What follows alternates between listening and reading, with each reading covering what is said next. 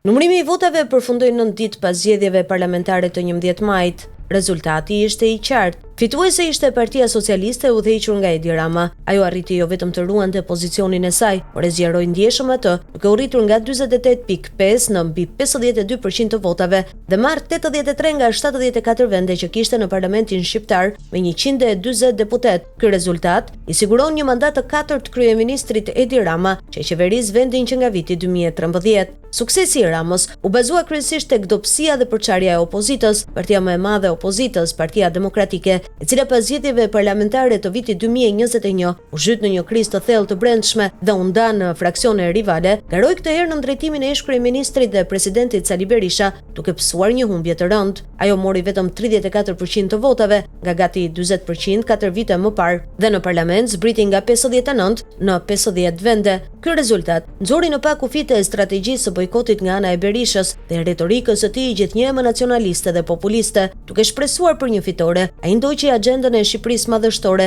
në këshillat e menaxherit të fushatës së Donald Trump, por pritshmërit nuk I përmbushën as partitë e vogla të sapo formuara, edhe pse ato paraqiten në këto zgjedhje me fytyra të reja. Kauza lokale e synonin të ishin një alternativë ndaj elitës së vjetër politike, nuk mundën të shkëputeshin nga modeli tradicional I politikës shqiptare, përdorimi I angazhimit qytetar si një mjet për profilizimin personal politik. Ato nuk kishin themele të gjera programatike dhe struktura të brendshme të qëndrueshme, ndaj dështuan të bindnin votuesit se përfaqësonin më shumë se sa vetëm disa individ arsimuar dhe të përkushtuar, duke e përdorur shoqërinë civile si një trampolin, që shpesh sjell asimilim nga strukturat ekzistuese të pushtetit dhe në fund të fundit përforcimin e status quo-s. Siç e vënë duke vëzhguesit ndërkombëtar të zgjedhjeve të udhëhequr nga OSBE, iç përdorimi I burimeve publike dhe I pushtetit institucional nga partia në pushtet luajti gjithashtu një rol në avantazhin elektoral të Edi Ramos.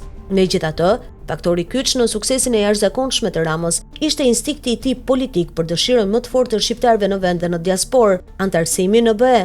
Mbi 90% e popullsisë e mbështet antarësimin në BE, shkalla më e lartë në çdo vend të Ballkanit Perëndimor. Në këtë sfond, Edi Rama e përqendroi fushatën e tij tek procesi I integrimit të vendit në BE. Në një peizazh politik shpesh të karakterizuar nga skepticizmi dhe ndasit partjake, ai arriti të mbledh një shumicë të gjerë qytetare përtej vijave tradicionale partjake. Rama I paraqiti zgjedhjet si një moment përcaktues, duke premtuar antarësimin në blok deri në vitin 2030. Rezultati I qartë I zgjedhjeve tregon se projekti evropian është një përparësi kombëtare për shumë shqiptar. Vota ishte më pak një zgjedhje për një parti sesa për një qëllim, qëndrimi në rrugën europiane. Strategjia e Ramës për ta portretizuar veten si një udhëheqës vizionar I integrimit euroatlantik të Shqipërisë përputhet me zhvillimet e politikës së jashtme. Mbështetja e tij për kursin e politikës së jashtme të BE-s është vlerësuar veçanërisht që nga pushtimi rus I Ukrainës. Bisedimet e shumëpritura të pranimit në BE filluan zyrtarisht në mesin e vitit 2022. Në këtë kontekst, Shqipëria po e vendos veten si një favorite për integrimin në BE në Ballkanin Perëndimor dhe po fiton më shumë njohje ndërkombëtare si një anëtare e besueshme e NATO-s.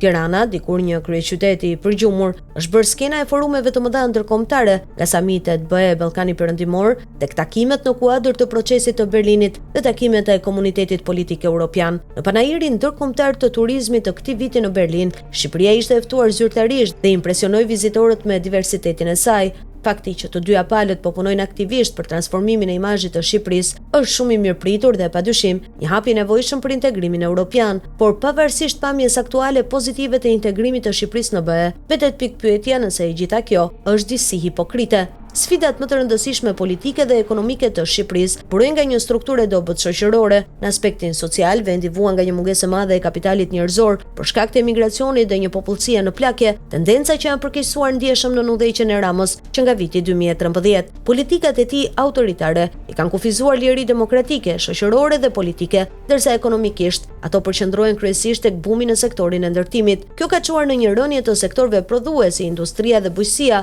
sa I përket strukturës shtetërore. Ka mungesë të kapacitetit të duhur në të gjitha nivelet e administratës publike dhe mangësi të mëdha në infrastrukturën publike, veçanërisht në kujdesin shëndetësor, arsim, transport, strehim, shërbime familjare, çështje sociale dhe kulturë, probleme të përkeqësuara nga mungesa e kapitalit njerëzor. që të gjithë këta faktor ndikojnë tek një strukturë shoqërore dhe shtetërore e dobët që minon qeverisjen efektive dhe kohezionin social. Në këtë kontekst, afrimi me EBE në Shqipëri tenton të manifestohet në një bum projektesh të diskutueshme në infrastrukturë dhe turizëm, për shembull projekti i aeroportit brenda rezervatit natyror Vjos-Nart dhe marrëveshjeve dypalshe, për shembull marrëveshjet për qendrat italiane të pritjes emigrantëve në territorin shqiptar pa përfshirë në vendimarrje popullsinë e zonës. Këto projekte jo vetëm që shkelin të drejtat themelore të njerëzve dhe habitatet natyrore, por kërcënojnë gjithashtu rezervatet natyrore dhe biodiversitetin e pasur të Shqipërisë, një nga pasuritë e saj më të mëdha. BE duhet të ketë qartë një gjë: procesi i integrimit të Shqipërisë në blok duhet të mbështetet me vendosmëri. Megjithatë, kjo nuk duhet të ndodhë me koston e tolerimit të një regjimi hibrid, gjysmë demokratik, që kombinon institucionet formale demokratike me praktikat autoritare. Një regjim i tillë përbën një rrezik të konsiderueshëm për vetë Shqipërinë, stabilitetin rajonal, si dhe për BE-n.